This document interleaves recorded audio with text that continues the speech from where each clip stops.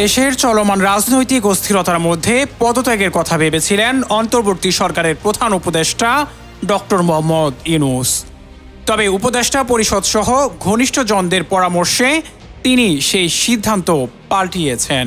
পরিস্থিতি স্বাভাবিক করতে এবার প্রধান উপদেষ্টা রাজনৈতিক দলগুলোর সঙ্গে ধারাবাহিক সংলাপ করেছেন। দ্বিতীয় দিনের সংলাপে রোববার বিভিন্ন দলের ২০ জনকে আমন্ত্রণ জানান নিজের বাসভবন যমুনায়। সেখানে ২ পর্বে বৈঠক হয় রাজনৈতিক নেতাদের সঙ্গে। প্রায় সব দলেই ডক্টর ইউনূসের প্রতি নিজেদের আস্থার কথা জানিয়েছেন। পদত্যাগের কথা চিন্তা না করে শক্ত হাতে হাল ধরার আহ্বান জানিয়েছেন তারা।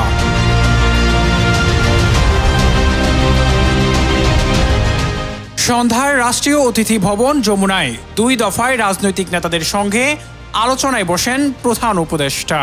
সেখানে নির্বাচন, আইন শৃঙ্খলা পরিস্থিতি, মানবিক করিডোর ইস্যু সহ সাম্প্রতিক বিভিন্ন ইস্যুতে খোলামেলা আলোচনা হয়। বৈঠক শেষে রাজনৈতিক দলগুলোর নেতারা সাংবাদিকদের সঙ্গে সেই আলোচনার কথা তুলে ধরেন।